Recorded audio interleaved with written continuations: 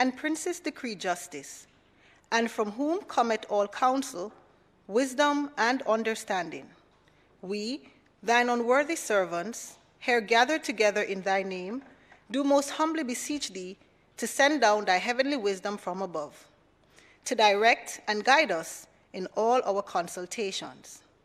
And grant that we, having thy affairs before our eyes, and laying aside all private interests, prejudices, and partial affections, the result of all our counsels may be to the glory of thy blessed name, the maintenance of true religion and justice, the safety, honor, and happiness of the Queen, the public weal, peace and tranquility of the island, and the uniting and knitting together of the hearts of all persons and estates within the same, in true Christian love and charity, one towards another, through Jesus Christ our Lord. Amen.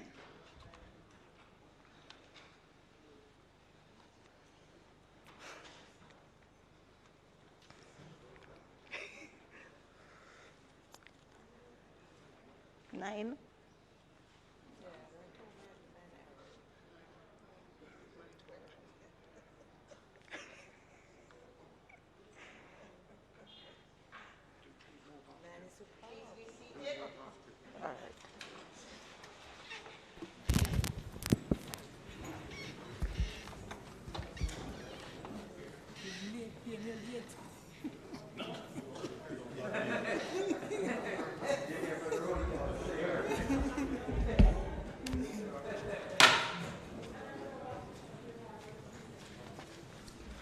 This honorable House now resumes its sitting.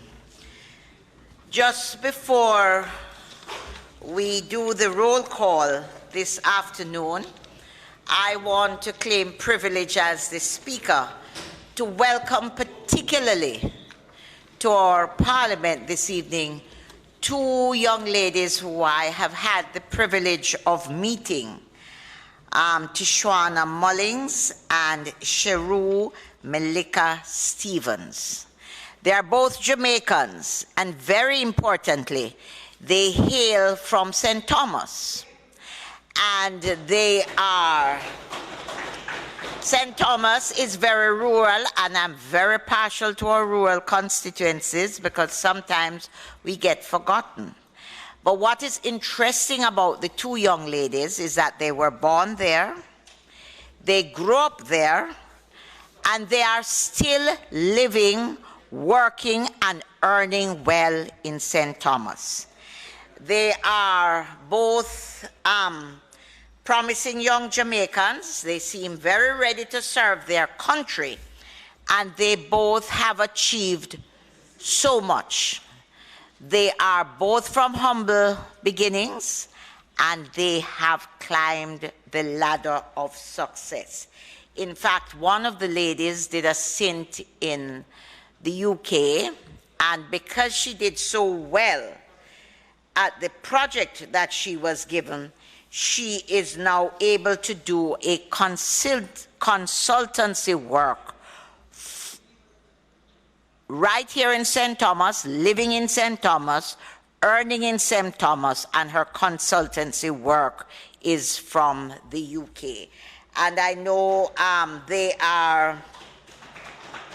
the UK, they are presently organizing a leadership academy in the UK for Jamaica, young people generally, particularly for and there are a lot of Jamaicans, I gather, involved, and they're asking them to head a branch of that academy, Leadership Academy, right here in Jamaica. So I want to welcome them particularly because what it does say to us, it doesn't matter where you come from, it doesn't matter what the humble beginnings are, it just matters whether you want to achieve success, whether you're motivated to do well. And they are right back here, not just in Jamaica, but right in St. Thomas where their roots are, serving in St. Thomas and serving the larger country, Jamaica. And so we welcome you and we commend them and commend what they have done to the other young people in this country. There are opportunities. We just need to find them, grasp, and excel. So, call of the roll. Mr. Holness, Mr. Bartlett, Mrs. Holness, Mr. Clark, Dr. Chang, Mr. Shaw, Mr. Samuda, Ms. Grange, Mrs. Williams, Mrs. Malawu-Fort, Dr. Tufton, Mr. Mackenzie, Mr. Chuck, Mr. Vaz, Mr. Warmington, Mr. Charles, Mr. Green, Mr. Morgan, Mr. Hutchinson, Mr. Terry Long, Ms. Smith, Dr. Dunn, Mrs. Cuthbert Flynn, Mr. Main, Mr. Davis, Mr. Witter, Mr. Brown, Dr. Brown-Burke, Dr. Charles, Mr. Chin, Mr. Clark, Mr. Cousins, Ms. Crawford, Ms. Daly, Ms. Davis, Mr. Goldin, Mr. Graham, Dr. Guy, Ms. Hamilton, Ms. Hannah, Mr. Henriquez, Mr. Henry, Mr. Hilton, Mr. Jackson, Mr. Lawrence, Ms. Lee, Mr. Miller, Mr. Montague, Ms. Morrison, Mrs. Nita Garvey, Mr. Paulwell, Mr. Phillips, Dr. Phillips, Mr. Robertson, Mr. Robinson, Mr. Siblist, Mr. Slowly, Mrs. Vaz, Dr. Wheatley, Mr. Williams, Mr. Wilson, Mr. Wright, Mr. Lawrence,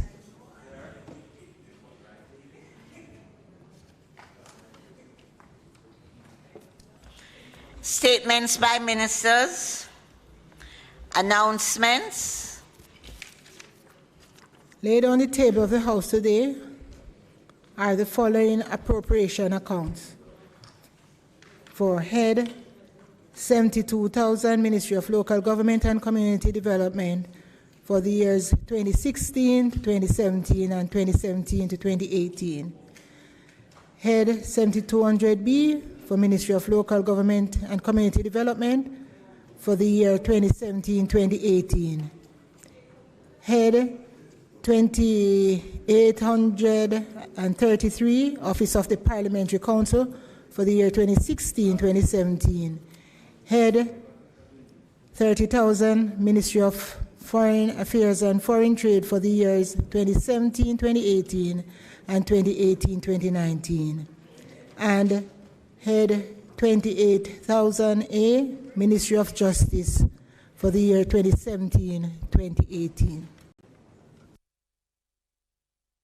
Bills brought from the Senate, petitions, papers, reports from committees, notices of motions given orally, questions and answers to questions, motions that may be made at the commencement of public business requiring notice, motions relating to sittings of the House, motions for leave to introduce bills, presentation of bills without leave of the House first obtained, public business.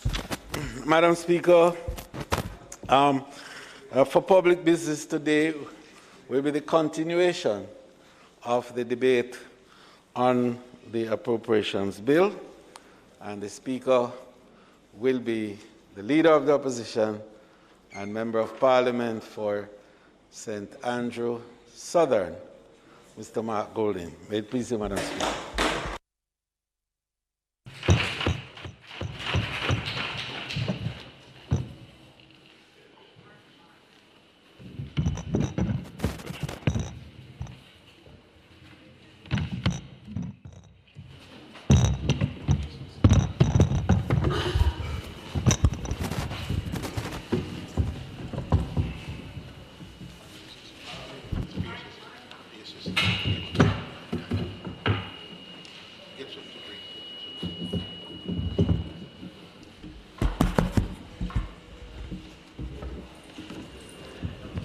Thank you, Madam Speaker.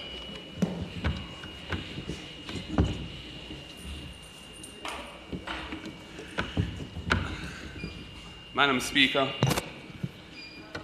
I thank God for the mercy and grace He has bestowed on our nation and for keeping us safe through a tough year.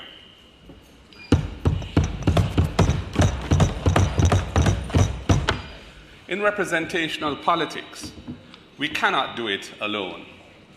We rely on the support and love of many to get us through and achieve our goals. To my beloved parents who guided me in this life, to my dear wife, Sandra, and our children, including my eldest daughter, Tasmin, and our extended family, I am grateful for your care and for your love.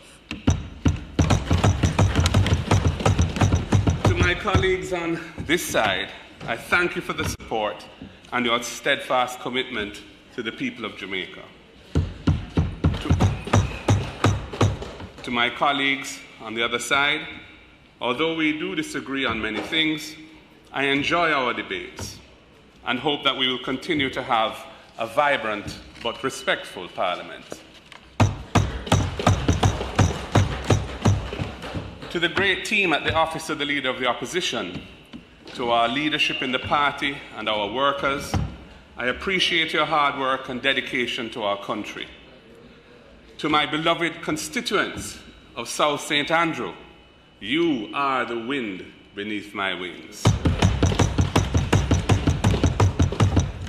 I thank outgoing councillors Marcia Anita and Neville Wright for their years of tremendous service at the KSMC and in their divisions. And I thank our councillor candidates, Sarah Marshall and Louise Newland, for their energy and commitment to the people. To the Honourable Speaker and to Madam Clerk and your team, I extend sincere gratitude for your work in our Parliament. To all public servants, thank you for your dedicated service to the people of Jamaica.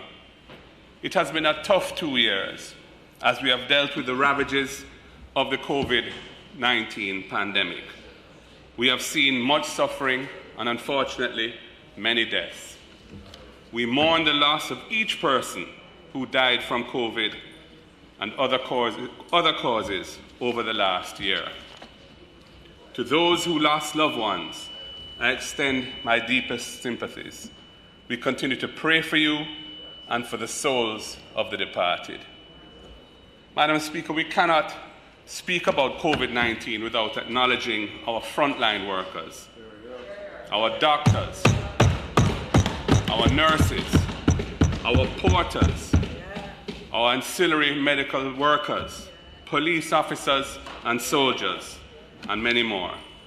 In the early days, when we knew very little about this disease and the fear was turned up to maximum levels, they put their lives on the line in service to the health and well-being of our fellow citizens. The good book tells us that greater love hath no man than this, that a man lay down his life for his friends. I know I speak for everyone in this House when I say to you, we owe you a debt of gratitude. You are true patriots and heroes. We also have to acknowledge the people of Jamaica, who played such a vital role in the fight. You altered your habits, deferred your plans, changed work schedules, but above all, you cared for each other. May God bless us all. Madam Speaker, when the people of Jamaica tuned in to watch the budget presentation last week, Tuesday, they were anxious to hear solutions, the plans and programs to take us out of the unprecedented crisis we are now facing. What they got was pure theatre. Parliament became a pantomime. That's right. If the people wanted drama, they could go to the little theatre or centre stage. But they were here in Parliament. The people want real answers to the problems facing them. The Minister of Finance says we're doing well. That is a fantasy. Who are the we of which he is speaking? Not the people in my constituency, not the people in East Rural St. Andrew or the people in Southeast St. Elizabeth. Only a few, the well-connected and the fortunate, are making money and living well. Many Jamaicans are living hand to mouth. They can't pay the bills. They are feeling the burdens of an economy pressured by 2 years of COVID-19 and now the Russia-Ukraine war. That is their reality. Madam Speaker, there is no balance in our society. We have a deeply unequal society, still divided into the haves and have-nots. The budget presented by the government will perpetuate and indeed worsen that inequality. The pandemic has severely impacted the world economy, and Jamaica was not spared. Having suffered a decline in real GDP of over 10% in 2020, we have not yet fully recovered the lost ground. The main economic legacy of the pandemic has been a spike in inflation. This has been caused by various factors, including increased world demand for goods versus services, supply chain disruptions affecting world trade, and geopolitical tensions affecting world commodity prices, including oil and gas, but also many other commodities. The reality is that Jamaica is now facing a major onslaught from the effects of the war in Ukraine and the sanctions imposed on Russia. Russia is a major exporter of oil and gas, and the price of oil has rocketed to over $100 a barrel. JPS, the Jamaica Public Service Company, has already warned of higher electricity costs. Indeed, Jamaica Public Service has called for a national response and is suggesting that the government suspends the taxes on fuel and the GCT on electricity sales to give paying customers some relief during this period. Motorists, taxi drivers, and other transport operators are already seeing massive increases in the cost of gas at the pump. Last Thursday, our shadow spokesperson for Finance, MP Julian Robinson, in an excellent and revealing presentation, showed that the ex-refinery price of gas has increased by some 60% in the 12 months through to February 2022. He also showed the massive hikes in basic food prices over the last 12 months, graphically using charts. The conflict between Ukraine and Russia will make things even worse for Jamaicans. Russia and Ukraine are major producers of grains, and the prices of wheat, corn, and other grains are already flying through the roof, and so many other products rely on those basics, including all baked products. Ukraine and Russia are also major suppliers of agricultural fertilizers and chemicals to the entire world. This means that food production around the world will be seriously affected. Sadly, the high inflation that consumers have endured over the past year is only going to get worse. Jamaicans will face higher prices for basic food items, for electricity, for water, because of the high electricity content in the production of water, and of course, transportation. This tidal wave of higher prices will flow through to other items as well. Madam Speaker, mothers will struggle to feed their children. More children will face hunger and malnutrition. Even those who are working will not be able to make ends meet. For the working poor, their meager salaries will not stretch far enough to cover the price increases. So very dark days are ahead for our people, Madam Speaker. The country is indeed on the brink of a deep crisis, But this budget that has been tabled by the government has very few real solutions to this crisis. It is clear that the budget was put together without a strategic response to protect Jamaicans from the economic fallout of the war in Ukraine.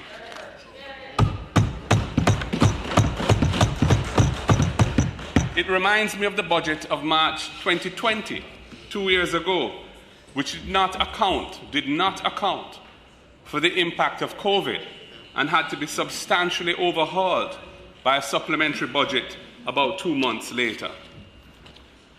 While this budget is based on a fantasy, the Jamaican people live in reality. They have to face a crisis head-on as they try to feed their families and pay their bills. At this time, reality demands that the government cushion the crisis and gives our people some ease from the heavy burdens.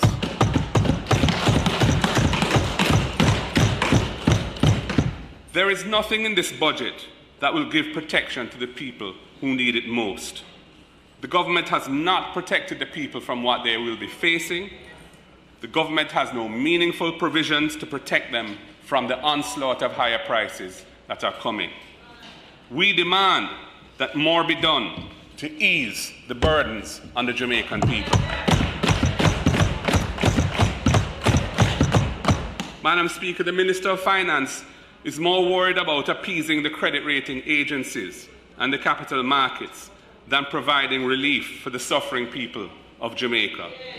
The Jamaican people must be our priority.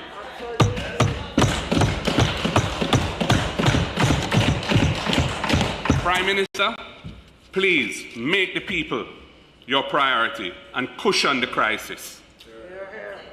We can always recover lost ground in our effort to lower debt when the crisis has passed. Last week, Tuesday, the Minister beat his chest and colleagues on that side beat their desks as he announced that there will be no new taxes. I say to the people of Jamaica, do not be fooled by the hype. The government plans to collect $99 billion more in taxes this coming fiscal year than the year just ending. 99 billion more taxes from the people. Imagine, this is happening in a year when many have not recovered from the COVID recession and many more are facing hunger and sufferation from the effects of the war in Ukraine. $99 billion more in taxes, Madam Speaker. This is unconscionable in a time like this.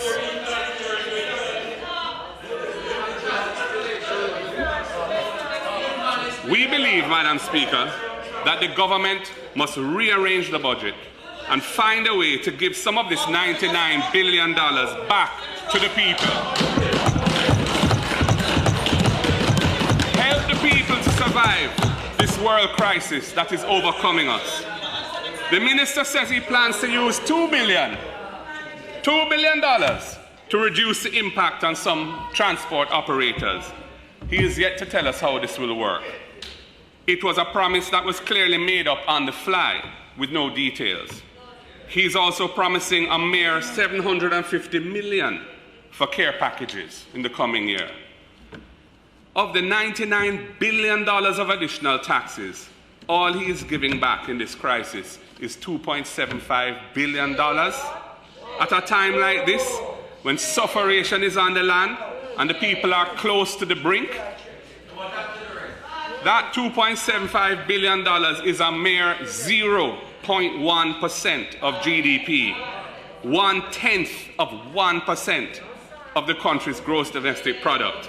It is a drop in the bucket, and it is not enough to meet the needs of our people, as its impact will be minuscule.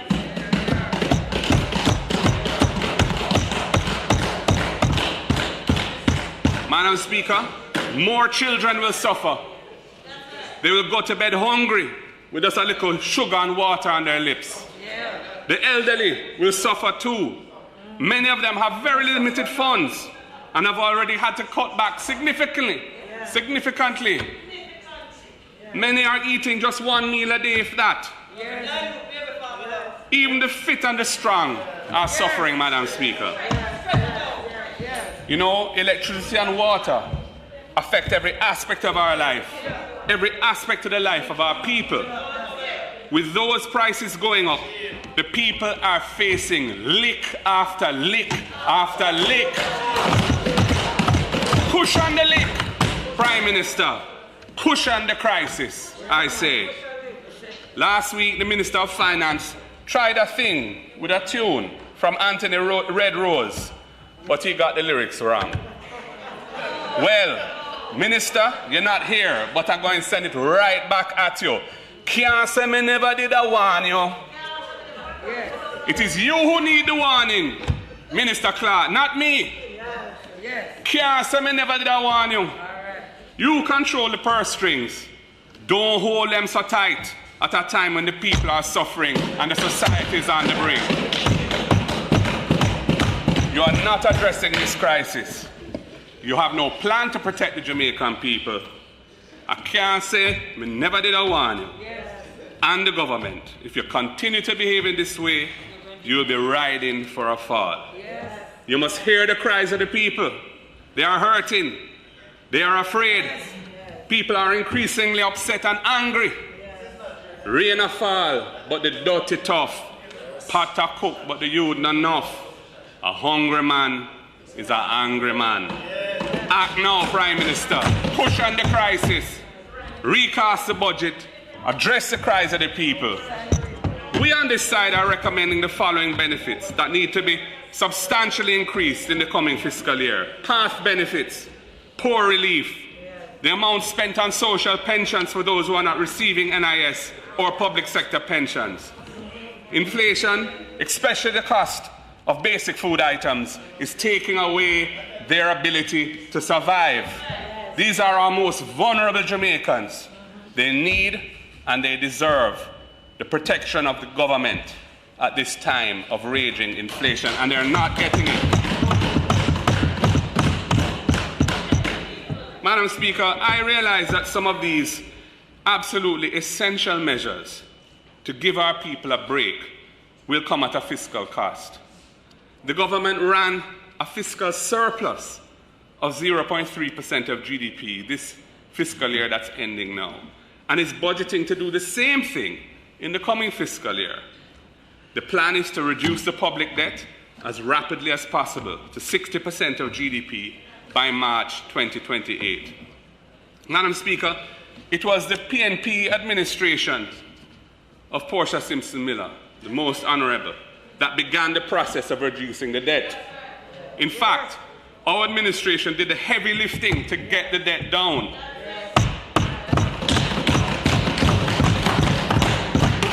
We are fully committed to achieving that target of 60% of GDP. We are fully committed to fiscal prudence, and our track record proves it. The last PNP administration reduced public debt from 147% of GDP to 115% of GDP in just 4 years. We strengthened the fiscal responsibility framework with laws that make the budget and the whole fiscal program of the government much more transparent. Perhaps most importantly, Madam Speaker, we passed legislation and implemented administrative changes to overhaul the country's tax collection system. The JLP government has reaped the fruits of those transformational reforms since 2016. Tax revenues have increased rapidly over this period, outstripping inflation and nominal GDP growth, and without the need for any net new taxes in the period. Dr. Peter Phillips, as Finance Minister, was Gleaner Man of the Year in 2015 for these monumental achievements. I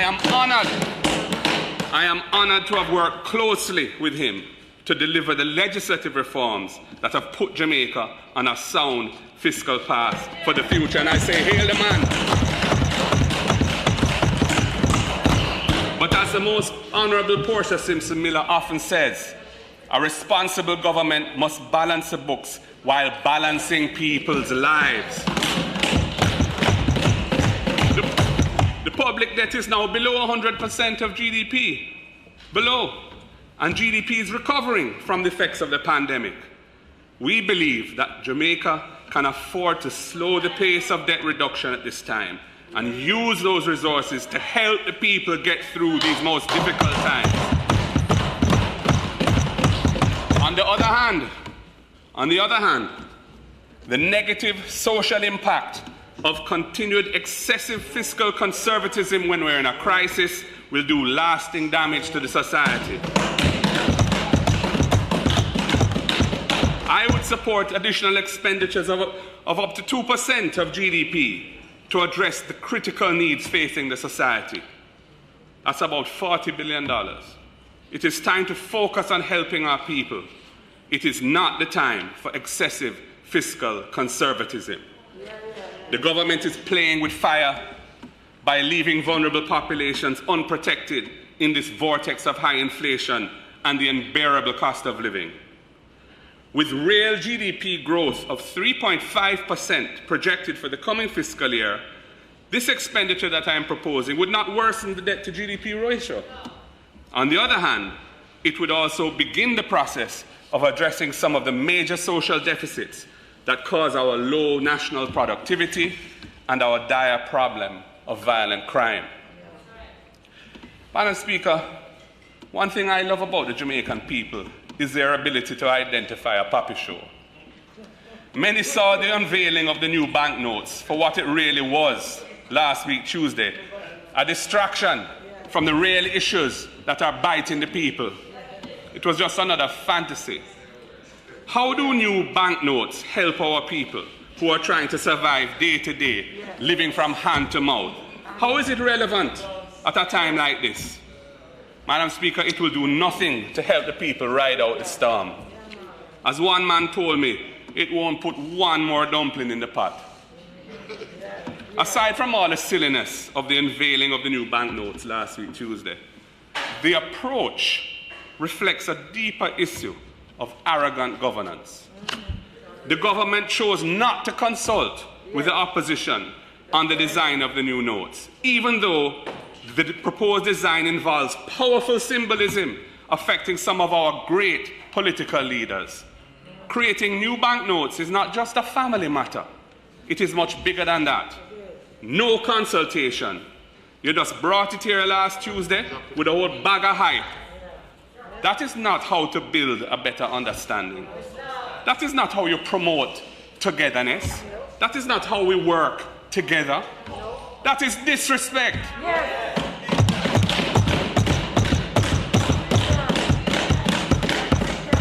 And yes, we know the Prime Minister wants his mentor, Mr. Siaga, on a banknote. No problem. No problem. If you say a $2,000... Madam Speaker.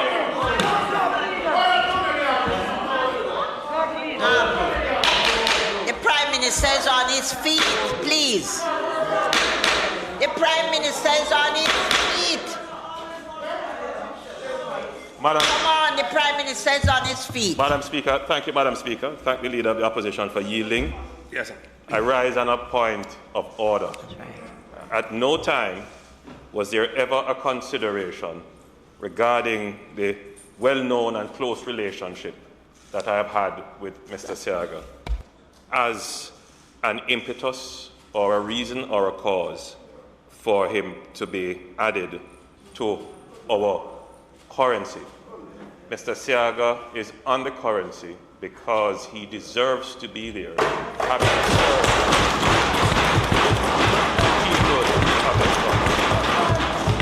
I wish to assure the Jamaican people that we do not make these national decisions on political basis.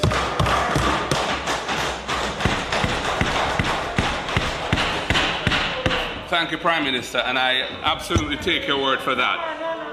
I'm saying if a new $2,000 note is needed, that is fine. Put Mr. Siaga on the $2,000 note.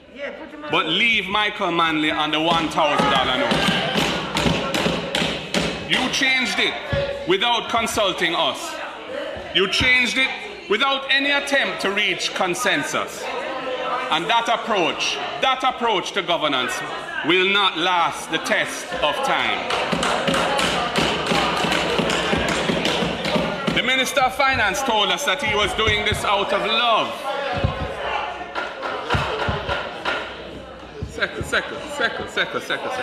Second, man. The Minister of Finance told us that he's doing this out of love. But love must be based on truth, respect, and understanding. The approach taken in this matter has none of that.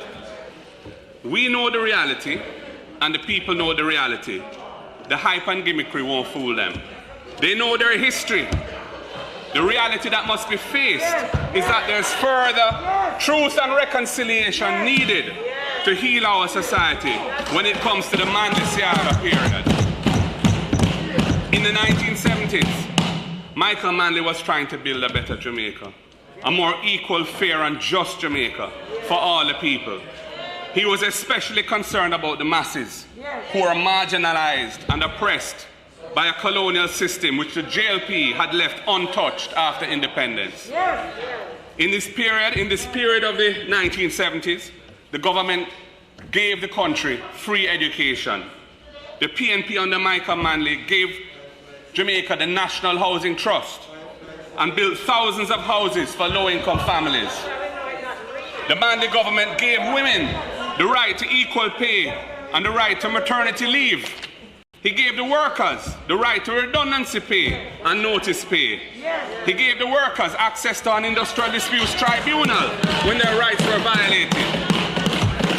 He made everyone lawful. Number asked under there again, whether their parents were married or not, so they could get their inheritance and step up in a life as equal citizens of this country. Michael Manley was an international champion in the fight against the racist apartheid regime in South Africa and for a better deal for third world countries like Jamaica.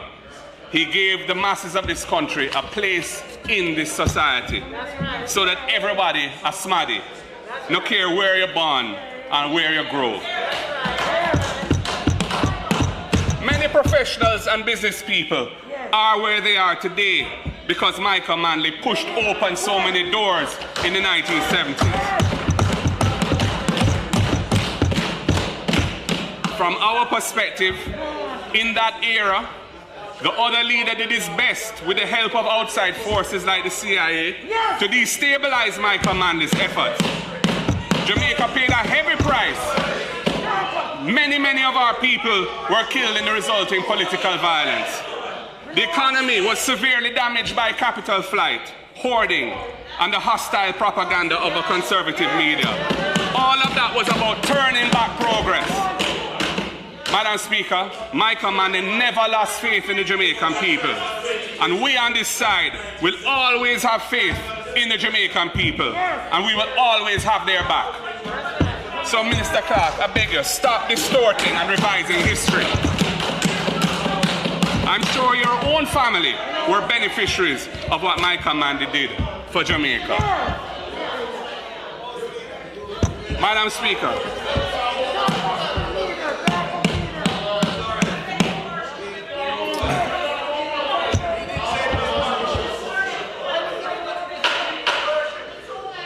Madam Speaker, the fiscal policy paper of February 10th, 2022 states that the budget is based on a projected average oil price of US $67.50 per barrel. That's $67.50 US per barrel.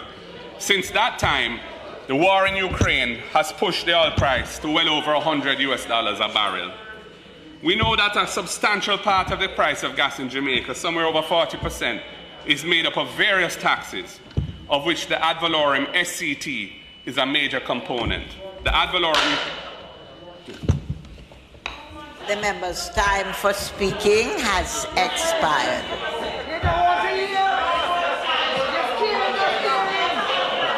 You don't want to hear. Madam Speaker, in keeping with the noble tradition of this House, That's right. and the practice over time, I beg to move that the member's time be extended sufficiently to allow him to finish his presentation. Please, you want to see.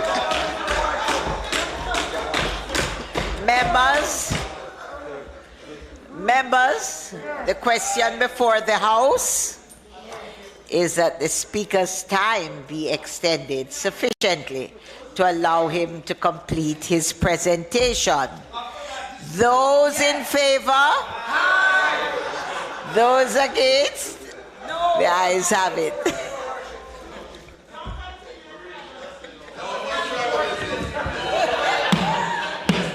Thank you, Madam Speaker. Thank you, my calm and noble colleagues on the other side. The fiscal policy paper of February 10th, 2022 says that the budget is projected, or based on a projected average oil price of $67.50 per barrel. $67.50 US per barrel.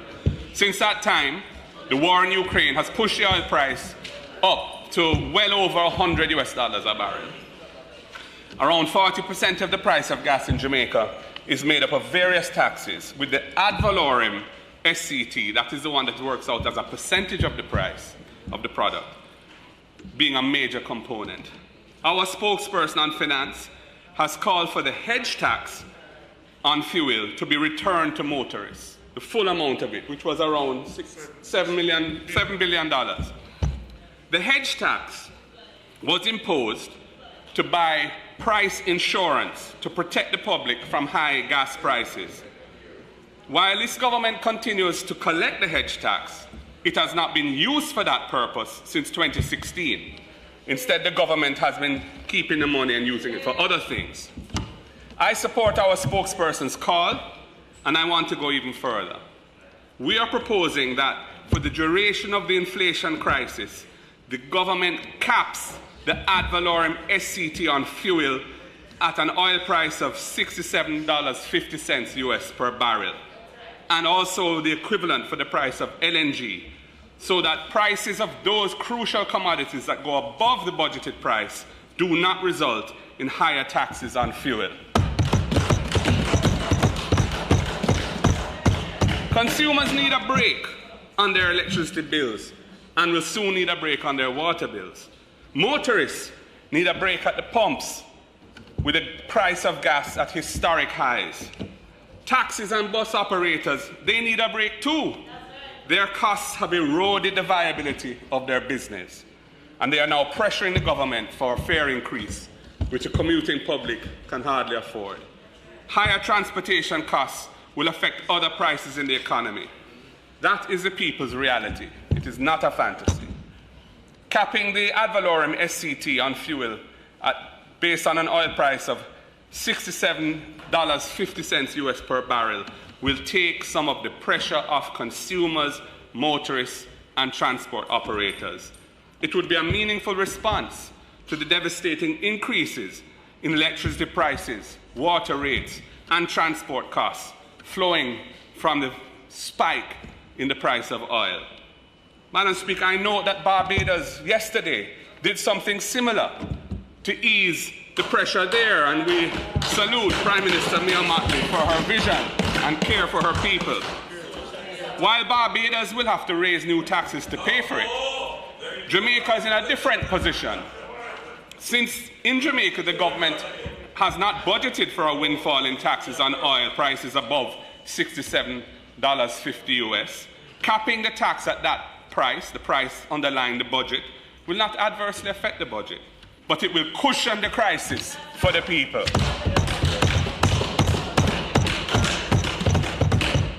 Madam Speaker, with the explosion of the internet and access to online shopping, consumers can buy personal items from overseas and have them shipped to Jamaica. These are items that are not produced here. This has spawned a new industry of firms that bring these goods into Jamaica for online shoppers. But unless the items are less than $50 US in value, that's 7,500 Jamaican dollars, import taxes are charged on the full value of the purchase. The import taxes on goods valued at over $50 US, are burdensome on consumers who shop in this way to achieve greater value.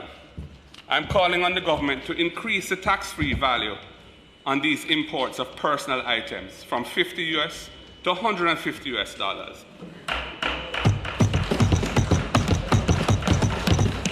It will make a real difference. It will make a real difference to consumers who need to reduce the cost of living to them by using these new opportunities that modern technology and modern logistics have made possible. And for the Jamaicans overseas in our diaspora who send home barrels with food and other essentials to help their families to survive, I say, during this crisis, reduce the cost of clearing the barrels at the wharf.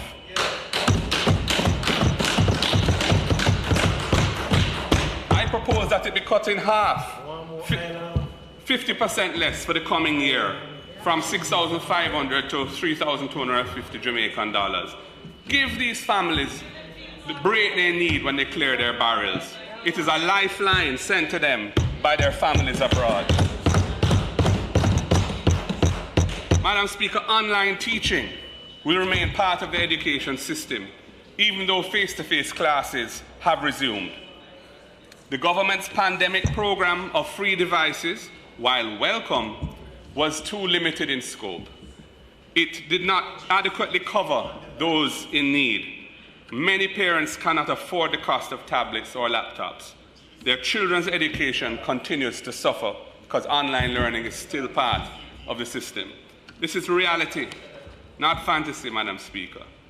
I think it is immoral and bad policy too for the government to be collecting taxes on devices needed by children to access education.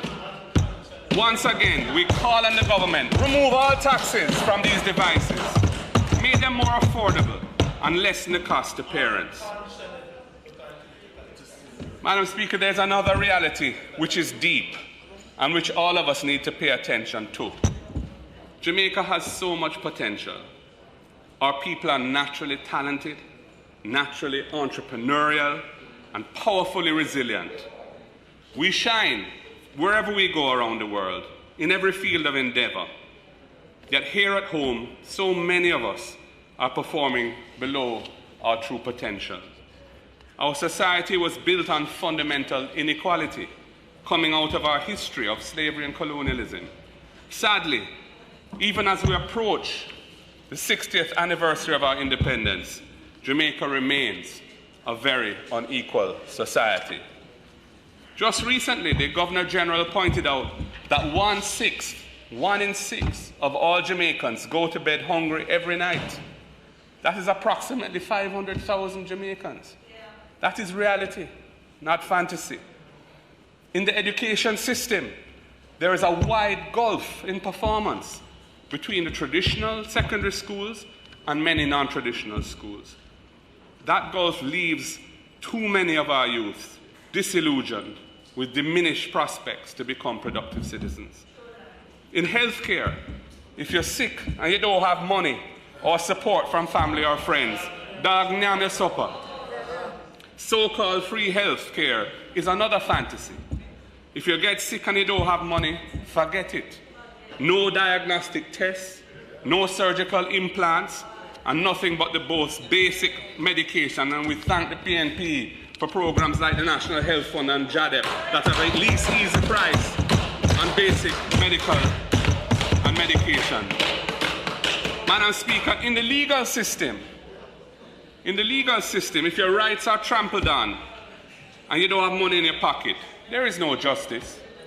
There is no effective legal aid system for civil cases where you have to seek the aid of the court to protect your rights. Our economy has evolved as a system of enclaves. The best commercial, agricultural, and recreational spaces are owned and available to the privileged and the powerful. The majority do not have equal access to opportunity, for life is always a struggle for them. That is the reality. For the majority of Jamaicans, prosperity under the current system is but an illusion to be pursued but never attained. Indeed, with so much unfairness and frustration in our country, the use of prosperity as a political slogan has brought that word into disrepute. No wonder it seems to have been retired to the same place as you can sleep with your windows and doors open. Fantasy again. Madam Speaker, we can and we must do better. The society needs a national effort to change these conditions for hundreds of thousands of Jamaicans who live on the margins and who are barely surviving. To put our people on a path to real progress, we need a new national spirit in this land.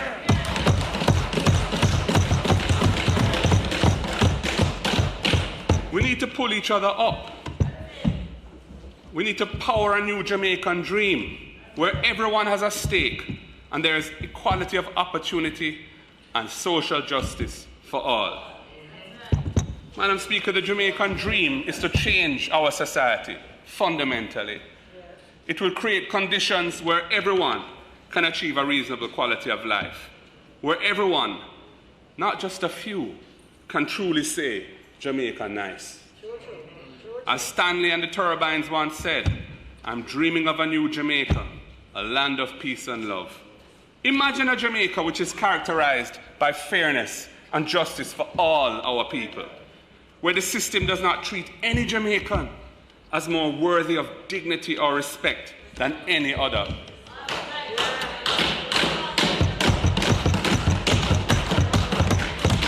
Imagine a Jamaica where the system makes every possible effort to ensure that each Jamaican has a fair chance to access the opportunities of a good life. That is a Jamaican dream. That Jamaican dream is not a fantasy. Together, we can power that dream. Together, we can build that new Jamaica, and there is power in the dream. The People's National Party under my leadership is committed to building a society that embraces the Jamaican dream. It is a dream rooted in equality, social justice, and the deepening of our country's democratic processes. We believe in creating the conditions to unleash the potential of every Jamaican who has ambition and who wants to achieve a good quality of life. Today, Madam Speaker, I will share some of our ideas to make the Jamaican dream a reality for all our people. The pandemic worsened the weaknesses in Jamaica's education system. 2 years of school lockdowns have created a devastating crisis of learning loss. It must be addressed with urgency. A recent World Bank study pressed for an increase in expenditure on education by at least $2.4 to $3.9 billion per year for the next 2 years to tackle this crisis of learning loss. It says Jamaica must finance urgent programs to restore the learning loss suffered by our children who didn't get any real access to education for the 2 years of the pandemic. If this is not done, they estimate, this is the World Bank, that the country over the long term will be cost $848 billion. MP Julian Robinson spoke about this last Thursday. I support what he said, and I wish to reinforce it.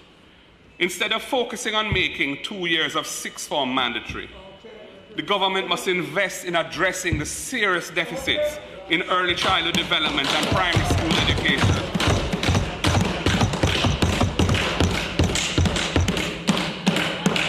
Those are the foundations of our education system.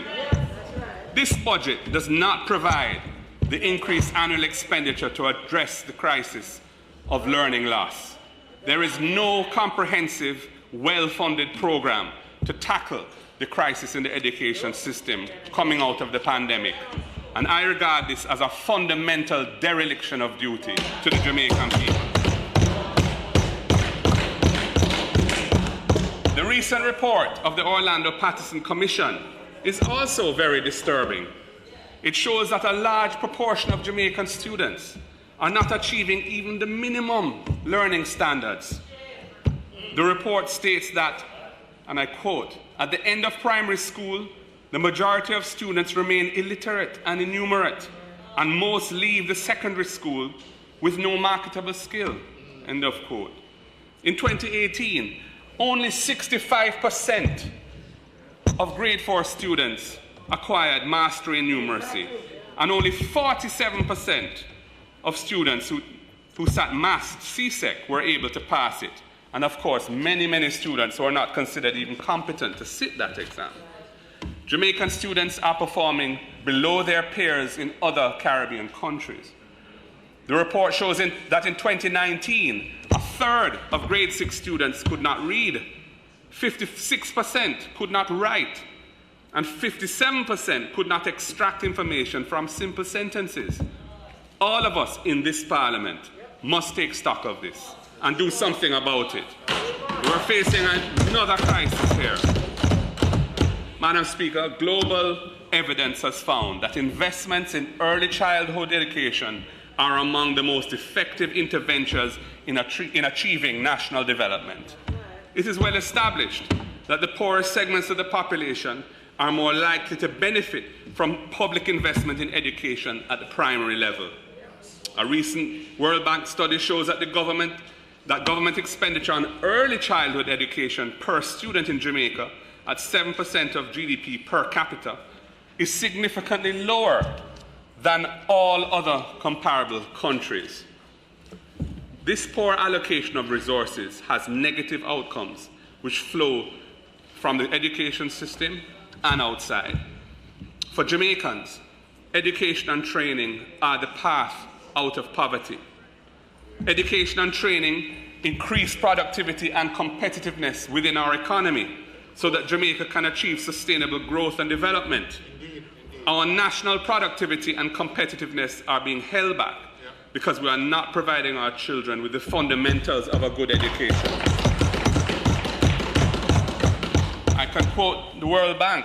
They say, the low level of human capital can mainly be explained by the low quality of education. That is what they say. The next PNP administration will prioritize and make significant investments in early childhood development and primary school education, including teacher training. We must ensure that all Jamaican children achieve age-appropriate levels of literacy, numeracy, and critical thinking by the end of grade 6. Adequate provision must also be made for children with special needs. Former Prime Minister Portia Simpson Miller often told us, start them right and make them bright.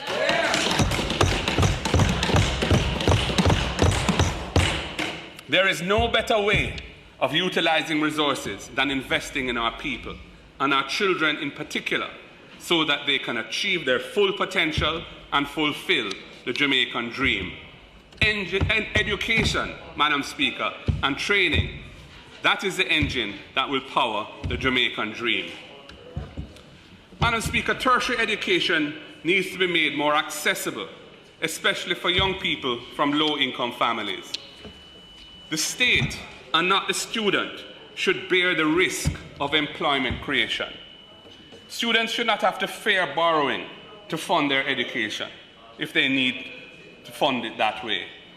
We must make changes to the Student Loan Bureau to make funding for tertiary education more attractive and more accessible.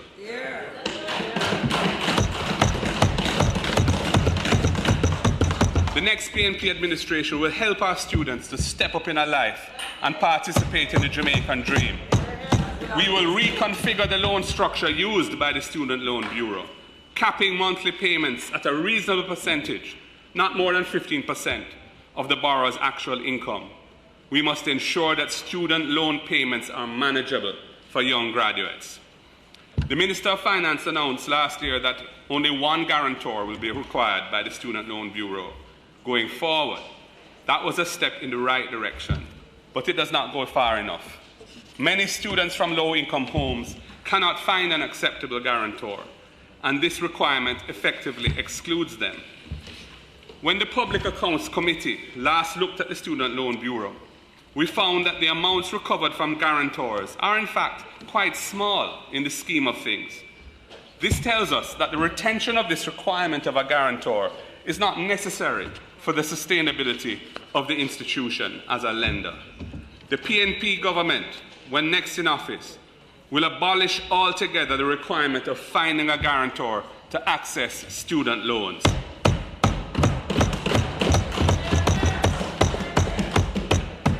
Madam Speaker, many students have been hit hard by this pandemic.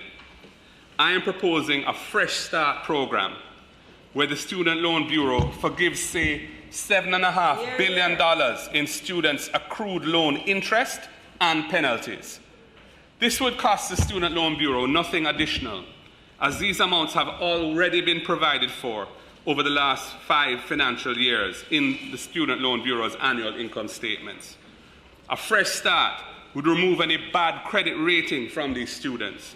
It would give them a chance to build a better future as they step forward in their adult lives. This is a pragmatic and humane approach. Many of our young people are anxious to get a university education, earn a degree, and improve their prospects. They borrowed student loans and agreed to the loan repayment structure, but it has just been beyond their capacity to pay, even with the best will in the world. And many have now just given up and accepted their lot. Madam Speaker, even for commercial lenders, and the Student Loan Bureau is not a commercial lender, but even for commercial lenders, it is usually better to work with a borrower and rehabilitate them rather than take a hard line which causes them to throw up their hands. Let us give these students a chance to build their careers, a fresh start, without the mental stress and financial pressure from their borrowings from the Student Loan Bureau. Madam Speaker, Jamaica has huge gaps in vocational training. It is said that 60% of our labor force does not have any form of certification, 60%. This means that the majority of our workforce is not qualified for anything other than poorly paid jobs in sectors that keep labor costs low in order to compete internationally. Clearly, the country's vocational training institutions have been underperforming and need substantial transformation and expansion. Under the next PNP government, there will be a well-funded national program to provide opportunities for vulnerable youth. We must give them a better chance to become productive citizens. The needs of our economy are rapidly changing. We're in the era now of robotics and artificial intelligence, with new buzzwords like Web3 and decentralized finance, non-fungible tokens and the metaverse. And technology will continue to disrupt and supersede existing industries. Billions of dollars of capital around the world are being poured into the development of commercial opportunities leveraging these emerging technologies. We must overhaul our training institutions like HART NTA to meet these challenges. These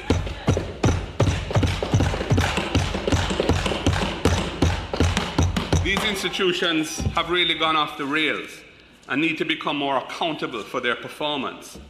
Jamaica must have a training capacity that delivers a modern and productive workforce, capable of driving national competitiveness and attracting high levels of investment in value-added goods and services. The truth is, Madam Speaker, the society and the system in Jamaica have failed hundreds of thousands of vulnerable youths. We cannot continue to ignore them and expect the security forces to suppress the resulting chaos and violence. As Jimmy Cliff sang, we must treat the youths right or you'll be playing with dynamite. Too many of our youths leave school and end up on the corner with nothing constructive to do. Too many soon yield to the temptation of seeking a way out through badness and the gun. That is the dynamite of which Jimmy Cliff sang. I've said it before, and I say it again. We need to fill the gaps left by teenage pregnancy, inadequate parenting skills, the culture of violence, poor anger management, and the reality of persistent poverty. There is no way to build a Jamaican dream unless we tackle these issues with a bold and comprehensive national policy. We must provide opportunities for vulnerable youth to get another chance to become productive citizens. We must provide them with access to training, to mentorship, to remedial education and job placements. We must reinforce their life skills, build their self-esteem, give them a sense of citizenship and belonging in this society. The efforts that we have made over the years just have not gone far enough.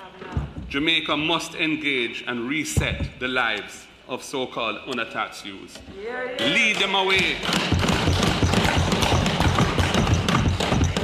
Lead them away from gangs and guns and put them on a path to productivity and success. We cannot move forward as a country unless we give these youths a chance. Madam Speaker, the Jamaican dream embraces freedom and democracy. The Jamaican dream does not tolerate exclusion of the vulnerable. It does not tolerate arrogance by those in authority. And most of all, it does not tolerate the abuse of state power. The Jamaican dream does not tolerate school children being excluded from school because they wear locks as part of their religious beliefs.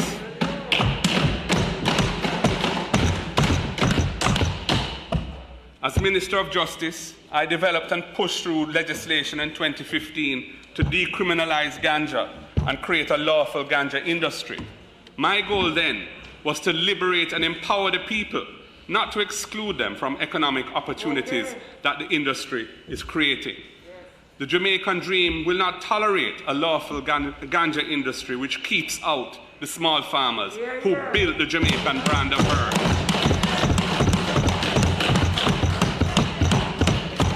These are the same small farmers who suffered from a century of oppressive anti-ganja laws. The Jamaican dream requires them to be facilitated in every possible way by active state intervention. They must become part of a lucrative, innovative, and dynamic industry for medicinal and therapeutic cannabis. Madam Speaker, any regulatory obstacles standing in the way of this will be swiftly swept aside by the next PNP administration.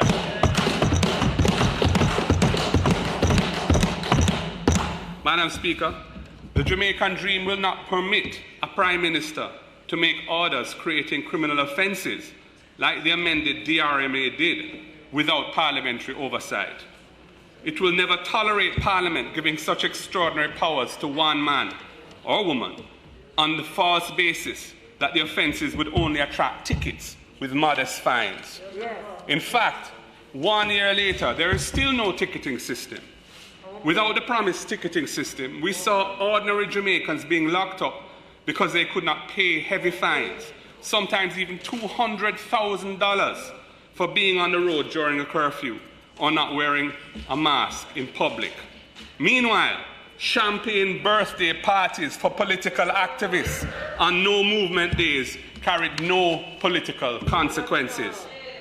These double standards are unjust and they anger the Jamaican people. The Jamaican dream requires one rule for everyone, no matter where you come from or no matter who you know or don't know. The Jamaican dream does not force a youth in custody to apologize in handcuffs on camera to a Prime Minister for daring to speak out in strident terms against restrictions on his freedom during the pandemic. That kind of abuse is not a feature of a democratic society. It is not a feature of Jamaica, land we love. That is akin to dictatorship. We burn a fire on those kind of oppressive policies. There is no place for autocratic rule in the Jamaican dream. Madam Speaker, the Jamaican dream will not permit the government to use states of emergency as a continuous tool of policing. A state of emergency is the last resort under the Constitution. Its purpose is to protect the country from an existential threat to our constitutional order and our democratic way of life. A state of emergency allows regulations which remove basic rights. In particular, the right of access to the court if you are locked up by the security forces and detained. The removal of those rights allows the security forces to arrest and detain anyone they choose. It casts a broad net into which the innocent and those lacking connections and influence can find themselves incarcerated for extended periods. They have no access to a court for the protection of their rights. Many innocent young men have had their lives interrupted and blighted after they were swept up in a state of emergency, and that is unjust. Madam Speaker, Jamaica's terrible and chronic problem of violent crime requires an effective and proportionate response. It cannot be achieved through oppressive laws that trample on the rights of the people. As we have said before, we believe that only a balanced approach using both crime control as well as crime prevention measures can achieve a sustainable long-term reduction in violent crime. A balanced approach is essential to social harmony and sustained crime reduction. From the enforcement perspective, what is required is spear phishing that targets dangerous criminals, the violence producers, not casting a wide net that entangles both the good and the bad. The government must fashion legislation that allows known violence producers to be taken off the streets so that an effective case of prosecution is brought against them. That procedure should have proper checks and balances to ensure that reliable intelligence, not mere sus or gossip, is the basis for detention. Madam Speaker, if that basic standard of justice is met, I will support legislation that enables us to target and effectively deal with the vicious purveyors of criminal violence who are taking so many lives and destroying so many families in this country. They are sapping the national will and our collective hope for the future. They are killing the Jamaican dream.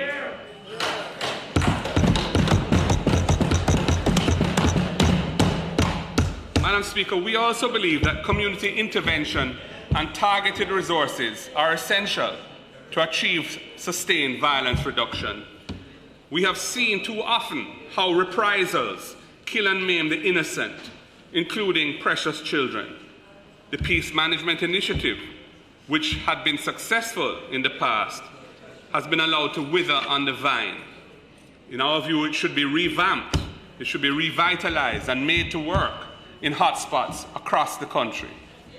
We will equip teams of violence interrupters to intervene in conflicts on the ground.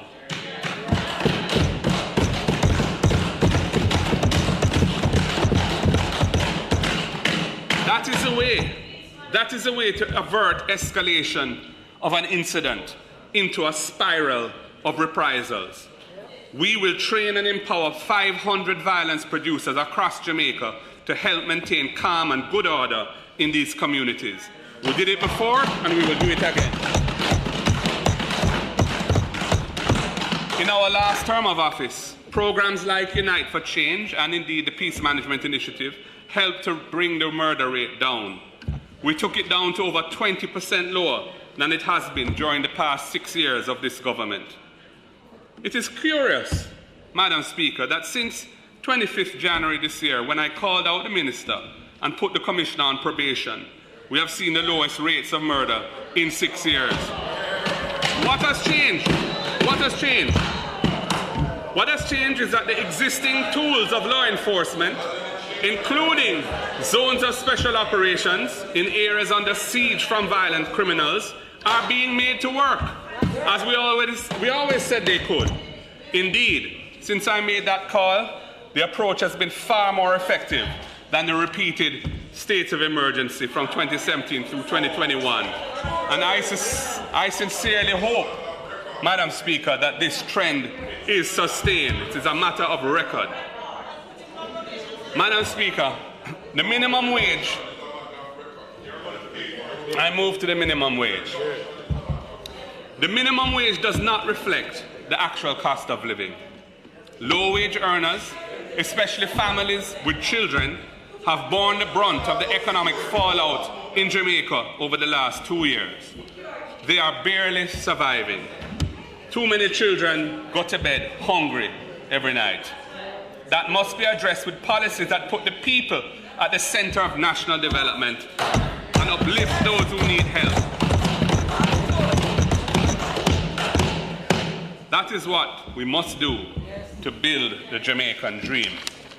The pressure on families will not be sufficiently addressed by the latest $2,000 increase in the minimum wage from $7,000 to $9,000.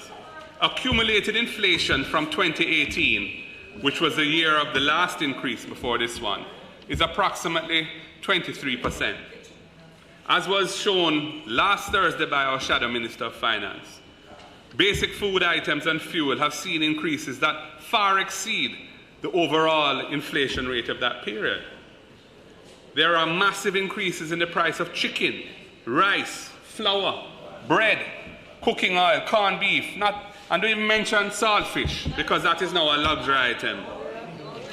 $2,000 after 4 years does not adequately respond to the dire situation faced by minimum wage earners.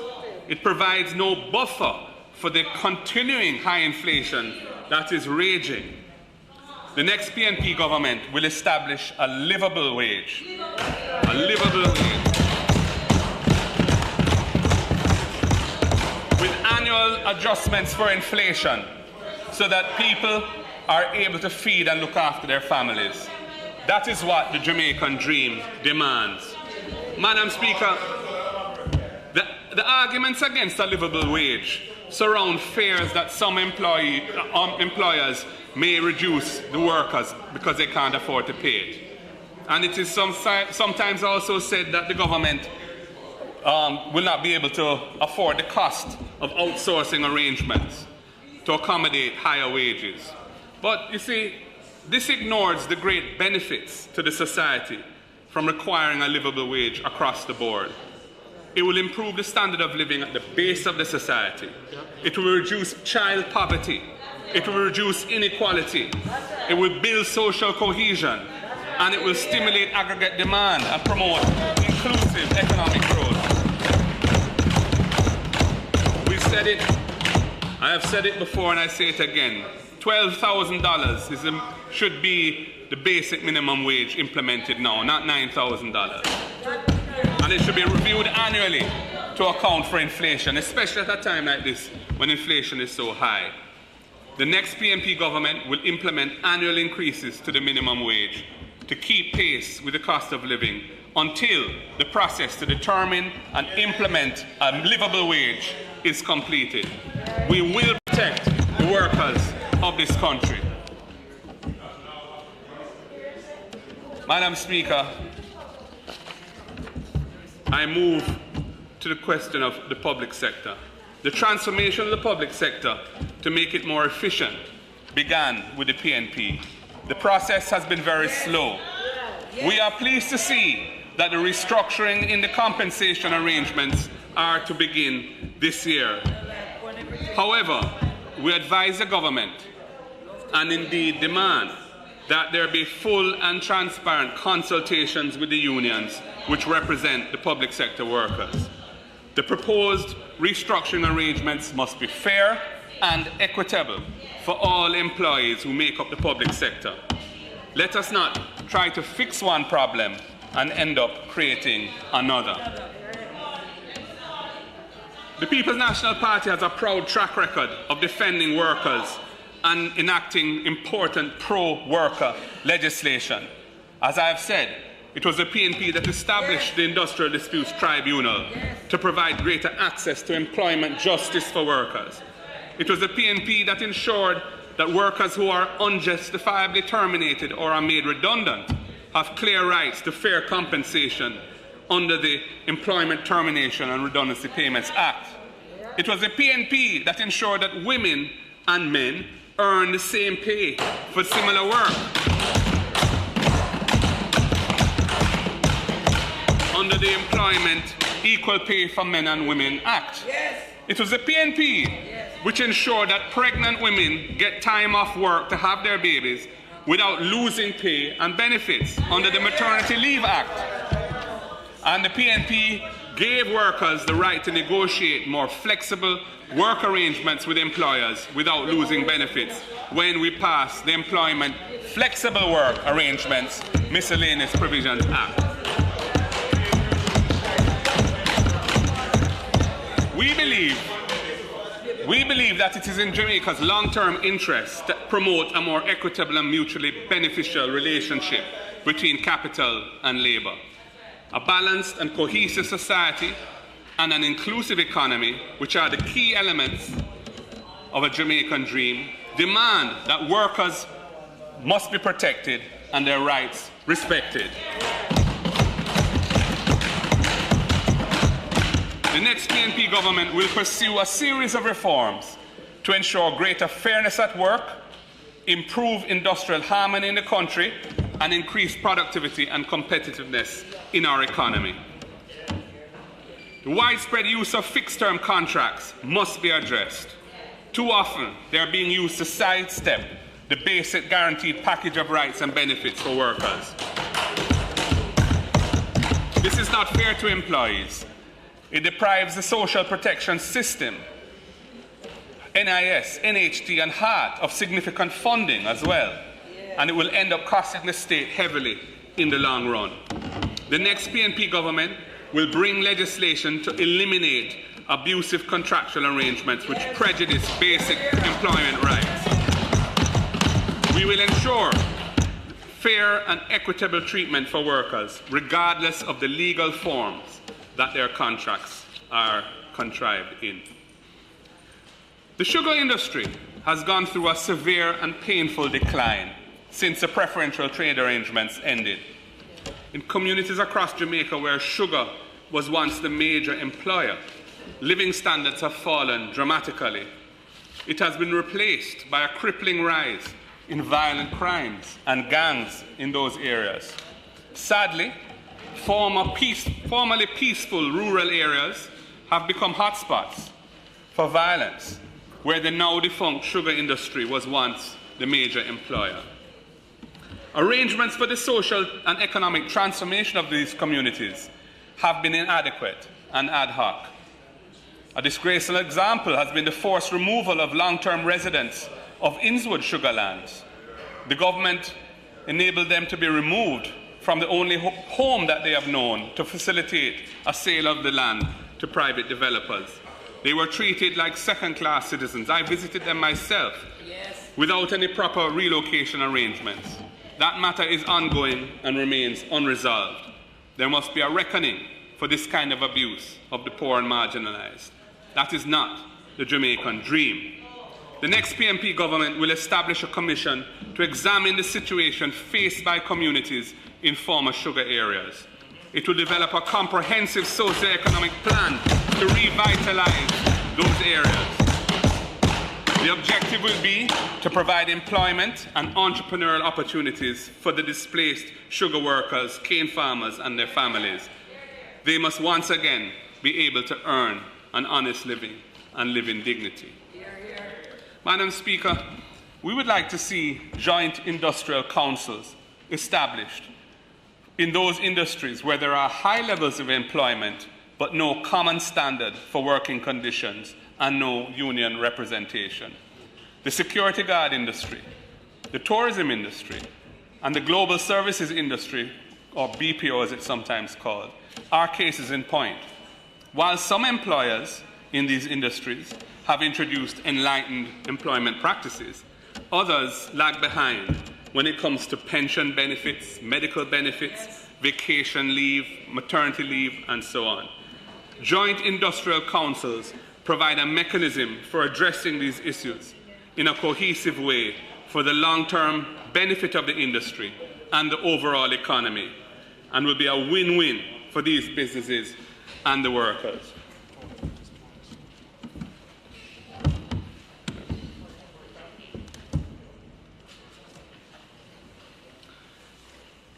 Madam Speaker, in 1993, the then government passed legislation to provide tax incentives for the establishment of employee share ownership plans, or ESOPs as they're called.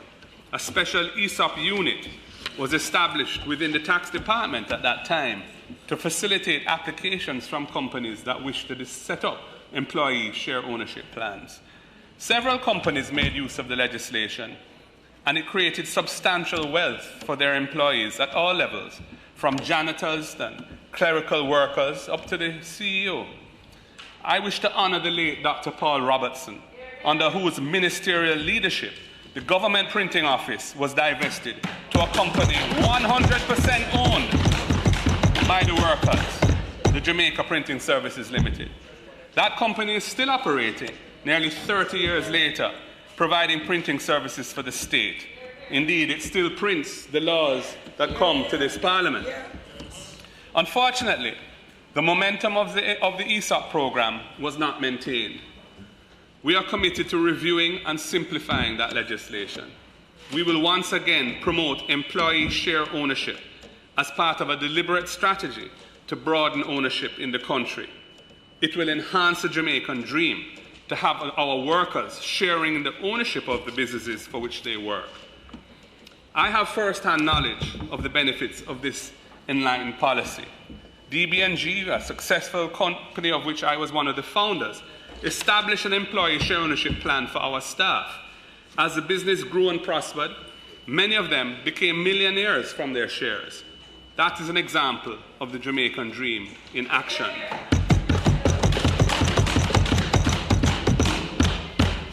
So, Madam Speaker, Jamaica nice, but not for everybody, unfortunately. Low-income communities in our country suffer from poor infrastructure and lack the basic amenities for decent and modern living. These adverse living conditions contribute to negative social behaviors and reinforce intergenerational poverty. In building the Jamaican dream, these communities can no longer have second-class status when it comes to basic amenities like street lighting, garbage disposal, and water and sewage infrastructure. We all know that adverse living conditions and social neglect are part of why youth turn to badness and the gun. Investing in these communities will support our strategy to reduce violent crime in this country. Much of the housing stock in low-income communities are not fit for decent and comfortable living. For many, it's not nice at all. Many who live in these substandard conditions are single mothers or elderly. I take a couple examples. 16-year-old Laquania Brown, who lives in a yard which houses many families. It only has one bathroom in the yard, and that bathroom is barely functioning. When she bathes, she doesn't feel safe from those who might want to trouble her. She hates the conditions in which she lives, but she has no choice. Auntie One, and I talk about 81-year-old Auntie Pauline. Auntie Pauline is 81 years old. Her whole roof leaks so badly, she had to move into a room with just some zinc and no protection from the rain and the cold. That's not right. We must fix this. Our people deserve better. We have to give our people a sense of dignity, achievement and progress, so they can feel part of building the Jamaican dream. The next PNP government will work with the people within these communities to transform them by investing in their basic infrastructure and amenities. We will implement a program, we may call it Operation Shelter, for people who are living in deplorable housing conditions. We will empower these citizens to renovate and upgrade the dilapidated housing stock, both in inner city and rural communities.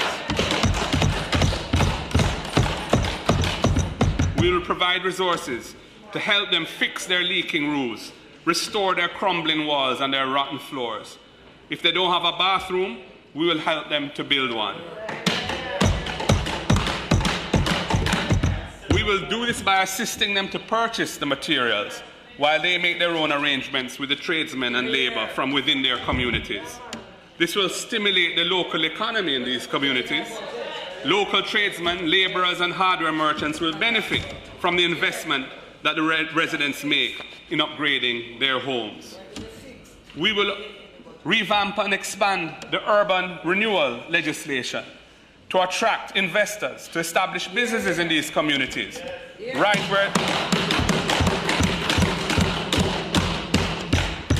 where so many of their customers live. We will also find a way to build more affordable new housing.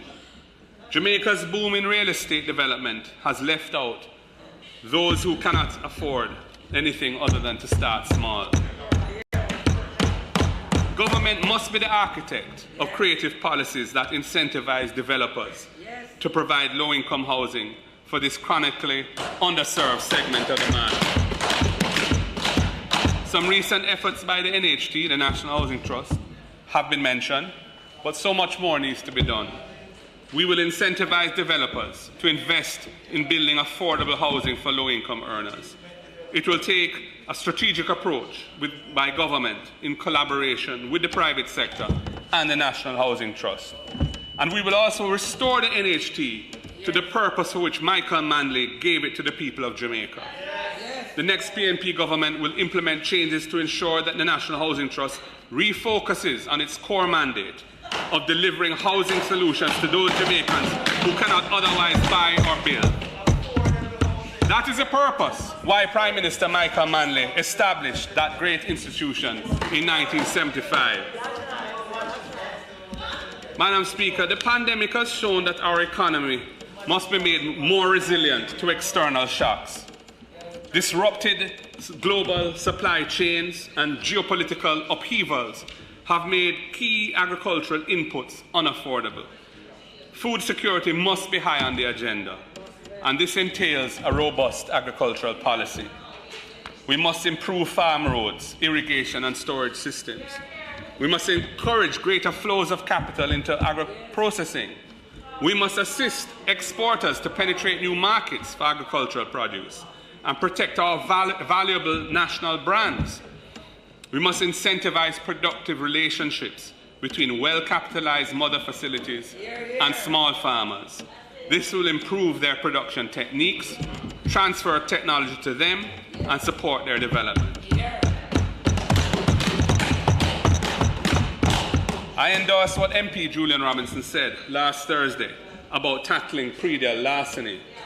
Organized crime is involved in stealing livestock from local farmers and taking it to Haiti to purchase guns, which are then brought back here to create mayhem. The penalties for predial larceny must be steep. It must be brought under the Proceeds of Crime Act so that the criminals' profits from robbing our farmers are taken from them and used to compensate those farmers. Madam Speaker, Jamaica must become the agricultural powerhouse of the Caribbean. I know that CARICOM is promoting an increase in regional trade with an emphasis on food security. That is timely and welcome. Jamaica can and should lead the way in achieving this as part of building the Jamaican dream. Madam Speaker, a month or so ago, there was some talk about issuing permits for imported chicken parts as a response to the rising price of locally grown chicken. This has been caused by the spike in the price of chicken has been caused by the increase in the cost of inputs, especially feed. It is not due to a shortage of supply, of chicken supply. There's no shortage there. Imported chicken receives massive subsidies from foreign governments. Importation, when there is no shortage of local supply, unleashes unfair competition against the local industry. This industry includes many, many thousands of backyard farmers who depend on it for their livelihoods. Madam Speaker, undermining local producers cannot be good policy. Rather than giving up revenue by allowing imports, which will unfairly compete with thousands of small farmers, we say give our farmers a break on their input prices to make locally grown produce more affordable to consumers. Cushion the crisis, we say. The announced incentive of $50 million for fertilizer is good, but it really won't move the needle. I'm calling on the government to provide our farmers with meaningful subsidies that will reduce the cost of fertilizer, seeds, and feed for the duration of the current spike in food price inflation. This process can be managed by the Ministry of Agriculture and the Consumer Affairs Commission with the aid of a watchful public to ensure that the benefit of these subsidies is passed through to consumers. Madam Speaker, building a strong economy is essential to the Jamaican dream. It requires that our bureaucracy must support and assist entrepreneurs who are willing to undertake business risks rather than frustrating them. And I support the additional funding that has been identified for venture capital and also SMEs. I hope that they will be able to access that. The public sector is required to operate by adhering to rules and procedures that are embedded in laws.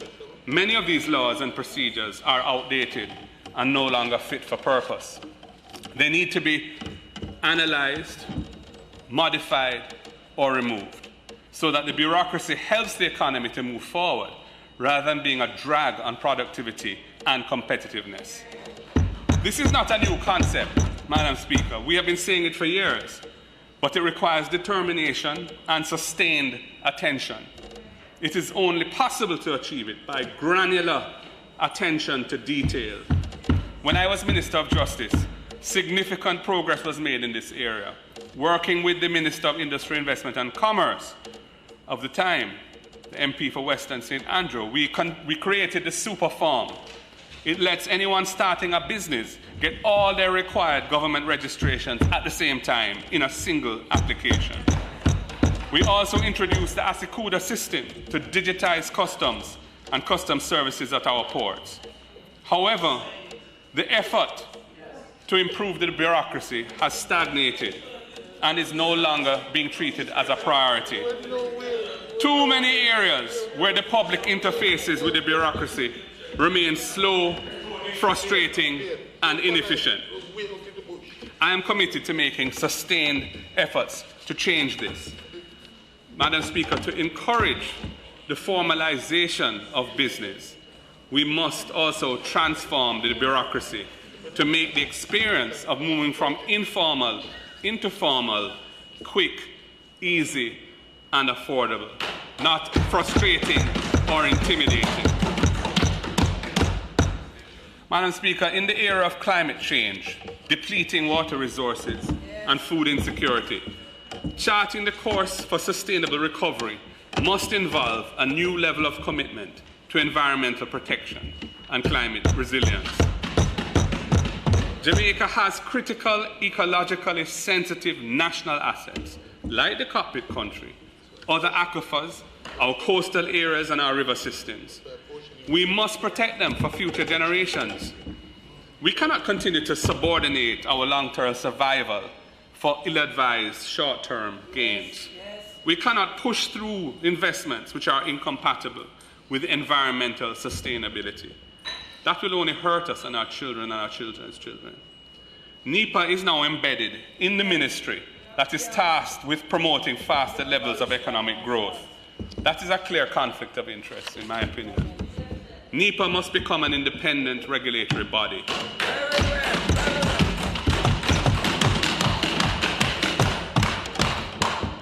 Its enabling legislation must be updated to provide effective punishment for environmental violations. Right now, large ones effectively operate with impunity.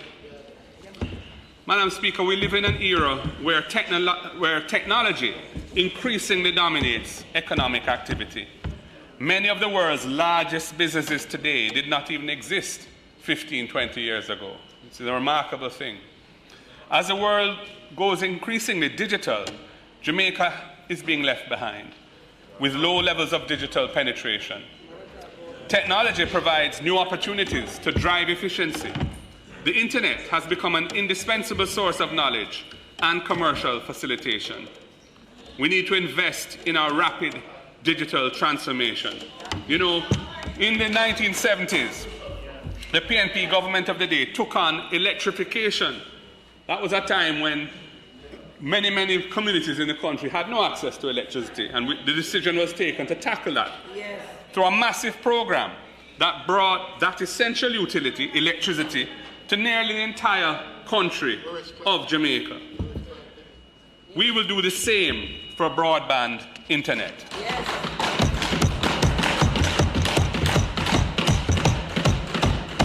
We We are told by the government that the process has started, but it seems to be moving very slowly, and one is yet to really feel its impact. Madam Speaker, 3 hotspots per constituency, each with a range of about 800 feet, while welcome, cannot adequately serve the needs of the people for internet access.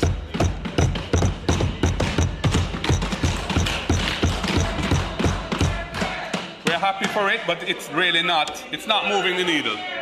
The next PNP government will make the required investments to bring broadband throughout communities across Jamaica at an affordable cost to the people. This will help to power the Jamaican dream for this generation and generations to come. Madam Speaker, I want to say something about the foreign exchange market. The foreign exchange market is critical to the Jamaican economy. The value of the US dollar impacts prices of just about everything in our import-dependent economy. The value of the US dollar also drives inflation expectations among the business community, and that flows through to the Bank of Jamaica and its Monetary Policy Committee's response to inflation and the setting of interest rates. The foreign exchange market is made up of authorized dealers and cambiers, licensed cambiers. They have been given the privilege by the state to operate as the exclusive intermediaries in the buying and selling of foreign exchange. It is a very lucrative business for them. But, Madam Speaker, it has become too easy to make super profits in a revolving cycle of buying and holding US dollars in a depreciating market, and then selling off the position as the financial quarter end approaches, and repeating the process when the Jamaican dollar temporarily revalues from the flurry of selling to realize those profits. That gravy train is not the purpose for which these intermediaries were given the exclusive privilege of trading foreign exchange. The time has come to impose market conduct rules on the foreign exchange market, as was done for stocks and bonds back in 1993 by the then PNP administration when we passed the Securities Act. When that was done, that was before the current foreign exchange market had fully emerged. It is a gap that must be filled now. Authorized dealers in foreign exchange should not be allowed to favor themselves over their clients in the market. There is a need also for greater transparency, ensuring that bids and offers are filled in an orderly and principled way, as applies to trades over the Jamaica Stock Exchange. Before the pandemic, we were told that this was coming. The Bank of Jamaica needs to expedite it. Madam Speaker, the entertainment sector has been dealt a long and painful body blow by the pandemic. We support its reopening now, with appropriate public education to encourage responsible behaviours and reduce the risk of viral transmission. Last Thursday, MP Julian Robinson presented an insightful and constructive analysis of Jamaica's incredible talents and the strengths in the cultural and creative industries, and he highlighted certain deficiencies in the state's approach to maximizing these opportunities. Several attempts have been made over the years, but the rigid bureaucracy that characterizes the Jamaican state has not, thus far, synchronized effectively with the more informal and dynamic nature of the cultural and creative industry. Indeed, Jamaica's worldwide recognition as a source of influential and loved forms of popular music, from mento to rocksteady, to scat to rocksteady, to reggae to dancehall, all of that has emerged in spite of, rather than because of, the role of the state. The PNP is committed to finding solutions that will enable these industries to provide new opportunities for Jamaicans, especially our youth, to create good livelihoods out of their natural creative talents. A clear and comprehensive developmental policy to support growth in this sector is needed. The full range of cultural and creative practitioners must be fully engaged in the development and the rollout of this national policy. And the various agencies of the state that play roles which impact on these industries, some of which Minister Robinson highlighted in the disparate parts of the public sector, they need to be coordinated to support the policy. Critical areas such as access to finance, education, training, and international marketing support must be addressed. Innovative solutions must be found. Madam Speaker, the state must play a catalytic role, filling the gaps for our creative talent and encouraging institutional investors, the private sector, to invest in these opportunities. It is a potential game changer for Jamaica if we can get the right policy mix and support. Madam Speaker, Jamaica's sense of nationhood must be deepened by constitutional reforms that encourage a more accountable and constructive political culture and practice in our democracy. These reforms are needed to rekindle public confidence in the political system and fire up the imagination of the Jamaican people as to what our nation can achieve with a good and honest government. There is a critical matter of expressing our identity and building our sense of nationhood by becoming a republic with a Jamaican president as our head of state.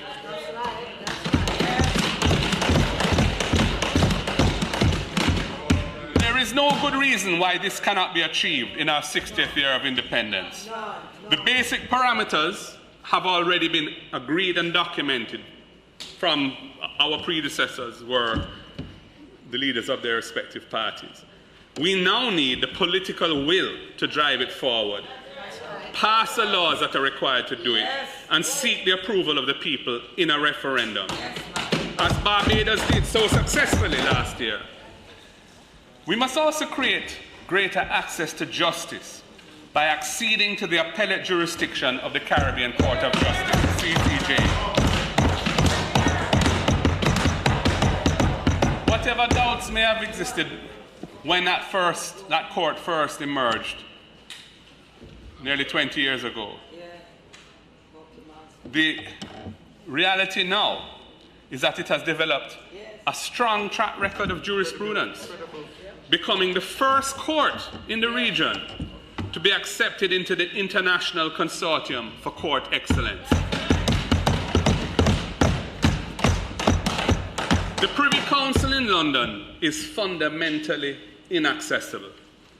Clients and counsel need visas to go to that court. And you have no right to a visa. It's at the discretion of the UK government. And the expense of pursuing appeals over there is way out of reach to most Jamaicans. That is why we hardly have any appeals to our final court now, 2 a year for the last few years. Madam Speaker, Jamaica has already paid in full for the CCJ, the Caribbean Court of Justice. We put the money into an endowment trust fund to support its operations. Years ago, that was done. It is time to give our people access to the high-quality justice that it is offering.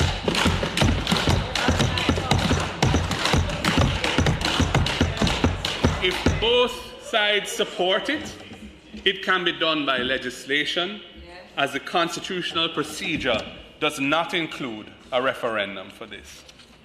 I am ready and willing to work with the Prime Minister to deliver rapid progress on both these long outstanding fundamental reforms.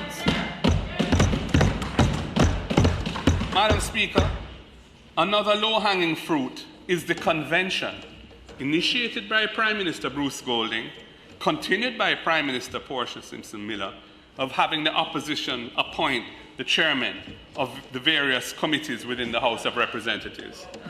That convention helped us ensure greater accountability, transparency, and oversight of the executive branch of government through the committee system of the legislature, Parliament. When Prime Minister Holness cast aside that convention after the 2020 general elections, it was a retrograde step for our democracy. And it was rightly criticized, not only by the opposition, but by elements within civil society as well. The supposed justification for that backward step was to improve the performance of those parliamentary committees. Well, that has proven to be an illusion. Many of the committees have hardly met, and unsurprisingly, the use of chairmen who are government MPs has not furthered the objective of providing oversight of their own government. I am once again calling for the restoration of the convention, of having the opposition appoint the chairmen of the various committees in the House of Representatives.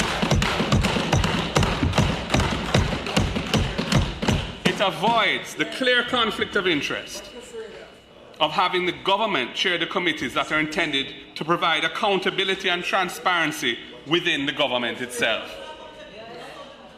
I also tabled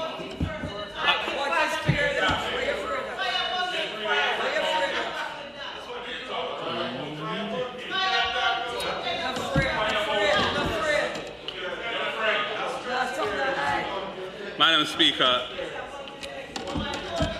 I ask that they give me an opportunity to continue. Thank you, ma'am. Madam Speaker,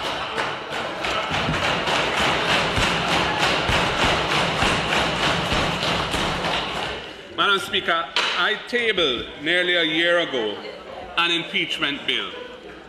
Its purpose is to bring greater accountability for parliamentarians who seriously violate the fundamental behavioral standards of their office. That initiative didn't originate with me. It originated in the consensus of constitutional reform that was achieved during the era of former leaders Patterson and Seaga. An earlier version of the impeachment bill was tabled by former Prime Minister Bruce Golding in 2011, but it did not move forward, despite manifesto commitments to do so. I'm calling on the Prime Minister to send my impeachment bill to a joint select committee where it will benefit from wide stakeholder engagement and review. Yes. We must then pass it into law so that the public no longer has to endure witnessing the presence of those whose conduct has brought the Parliament into shame and disrepute. I also believe that our existing constitutional arrangements have embedded an adversarial political culture in the country. This does not support the process of nation building or achieving our key developmental imperatives. I am therefore in favour of constitutional reforms which will force our political class to develop and accept the skills of consensus building. Embedding the need for consensus in many of our constitutional processes will help to build a more tolerant and loving society in Jamaica. For example, the Senate should be expanded to include some independent members who are jointly appointed by the Prime Minister and the Leader of the Opposition. They must include representatives from key stakeholders in our society, such as the churches and our diaspora, on who we rely so much. Other key office holders of sensitive posts, including the President, the new President as head of state when we get there, the 3 critical service commissions, the membership of those, the Chief Justice and the President of the Court of Appeal, the Auditor General, the DPP, those appointments should be approved by 2/3 of each House of Parliament. This will avoid any semblance or fear of political partisanship affecting these sensitive posts. After all, Madam Speaker, our national motto is out of many, one people. And our constitutional arrangements should reflect this aspiration and encourage consensus in the higher aspects of our actual political discourse and practice. If we embed the process of achieving consensus in more of our constitutional arrangements, it will help to build a more cohesive political culture, rather than the damage and backwardness of tribalism That tribalism has resulted in the political class being regarded as part of the problem rather than the solution to our national development challenges. The Jamaican dream requires that we change this. Madam Speaker, the government wishes to split off Portmore as a separate parish from St. Catherine. But will this benefit the people of Portmore? Portmore now enjoys the benefit of being Jamaica's only city municipality, which gives its people the legal right to directly elect their mayor. It is a unique right in Jamaica, which does not apply to parishes. Why is the government so determined to deprive them of this right? Furthermore, Portmore does not have many of the facilities and amenities that parishes have. It has no parish court, no hospital, no market, no cemetery. Yet the government is rushing to make Portmore a parish without these facilities. Why? Why is the government doing this? The answer, Madam Speaker, is clear and simple.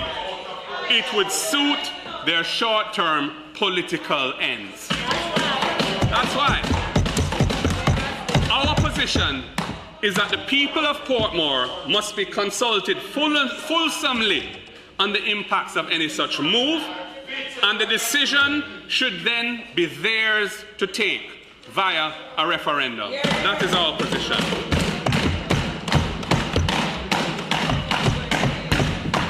Madam Speaker, the brilliant actress Lupita Nyong'o said, "No matter where you're from, your dreams are valid." The Jamaican dream is for all of us, from Trenchtown to Norbrook, from Granville to Montego Bay Freeport, from Moko to Cherry Gardens. We are the land of Marcus Garvey, Miss Lou, Bob Marley. We are the land of Herb McKinley, Donald Quarry, Usain Bolt, Shelley and Fraser Price, Elaine Thompson. We are the land of many other great icons who we can always draw on for inspiration and courage.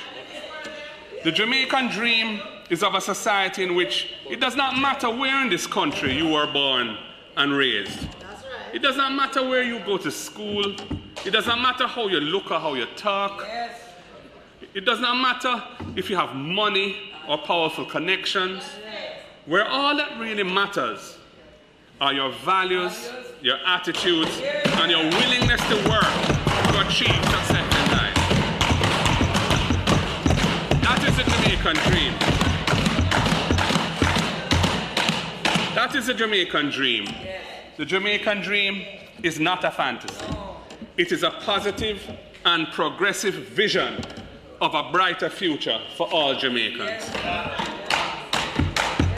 So I say, let us come together with purpose and build a nation.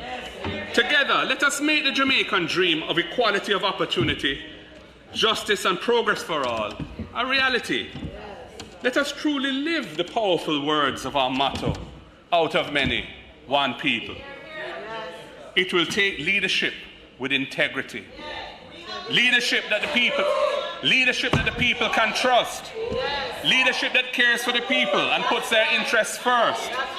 That is the only leadership that can build the Jamaican dream.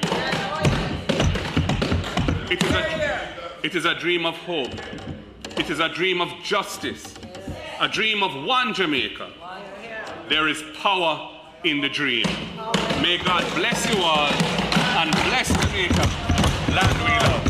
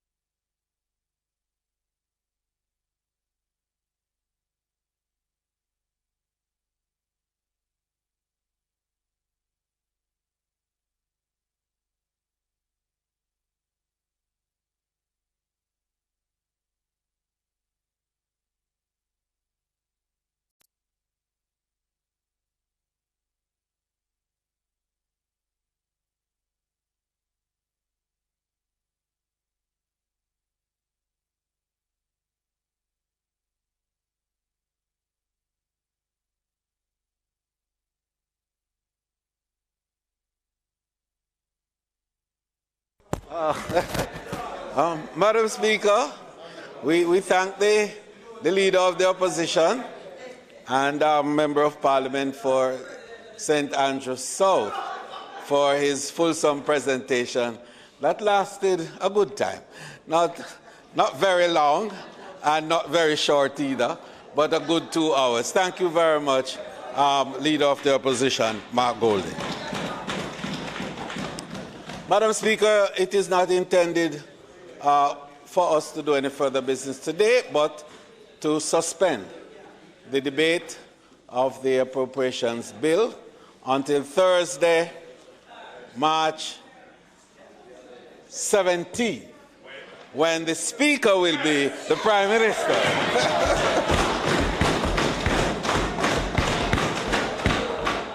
The Most Honourable Andrew Holness. May it please you, Madam Speaker.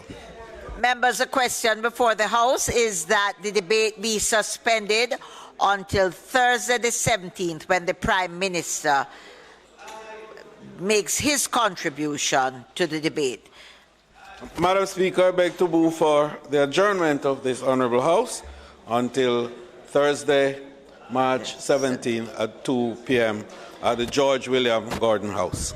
The question is that the Parliament be adjourned until Thursday, the 17th of March. Those in favour? Those against? The ayes have it. This Honourable House is now adjourned.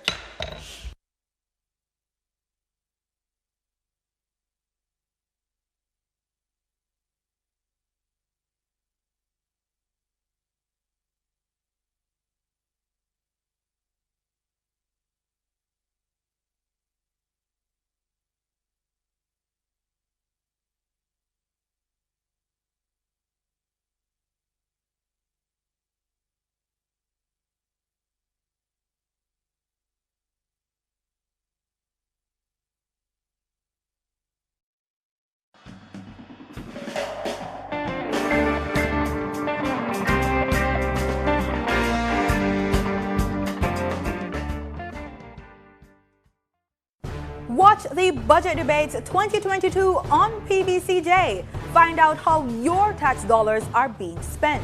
The Budget Debate will start on March 8 with a contribution from Minister of Finance and the Public Service, Dr. Nigel Clark. On March 10, Julian Robinson, Opposition Spokesman on Finance, will make his contribution. On March 15, we'll hear from the Leader of the Opposition, Mark Golding. On March 17, the Prime Minister Andrew Holness will make his contribution. Dr. Clark will close the budget debates on March 22. Remember, the more educated you are about finances, the better financial decisions you make. Watch the Budget Debates 2022 only on PBCJ, the People's Station. Tell me something. How much time you ever hear the government announce a project and wonder why they must spend millions on this and not on that? Well, if you think there's nothing you can do about how your money is spent, think again. Jamaica's budget is more than just numbers. It reveals our biggest problems and goals, our plans to fix them, and what to prioritize. We can even call it a promise book of what will be done to improve our lives. Now, let's talk about the 4 stages of the budget cycle so we can understand how it works and get involved. Stage 1, planning and review. The Ministry of Finance sends out a budget call to every ministry, which outlines the priorities and constraints to guide how those ministries prepare their budget. After ministries submit their drafts, the Finance Ministry reviews, compiles, and sends them to Cabinet for review and approval. Stage 2, Parliamentary debate and approval. The Finance Minister tables all budget documents in the House of Representatives. The Standing Finance Committee, which is all 63 MPs, sits to examine the budget documents, and each minister presents their budget and answers concerns the committee has. The committee's report is then tabled in the House, followed by the estimated expenditure, which is tabled as legislation called the Appropriations Bill. That's right, the budget of Jamaica is law.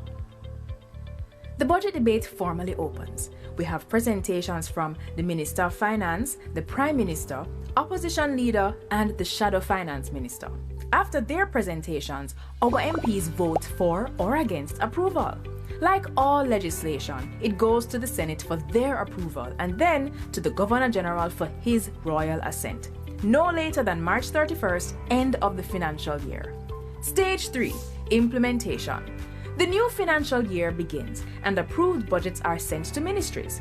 Collecting taxes, borrowing loans, and receiving grants begin.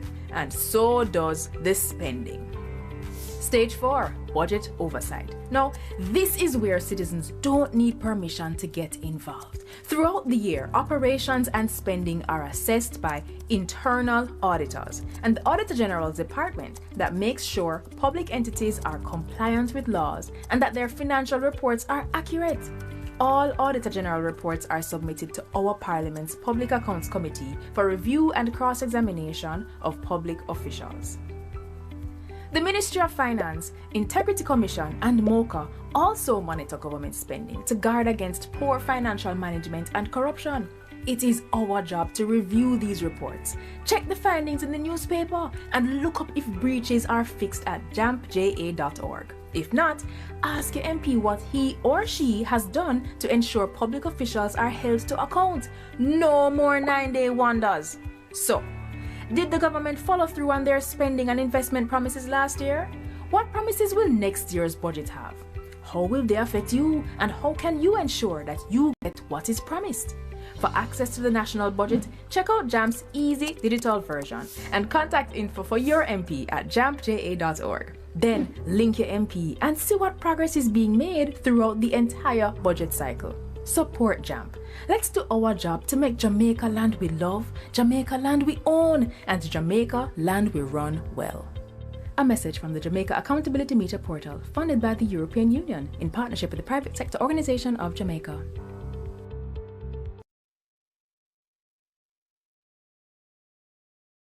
Together, we can create a safer Jamaica for our children. We need to get the guns and save our country.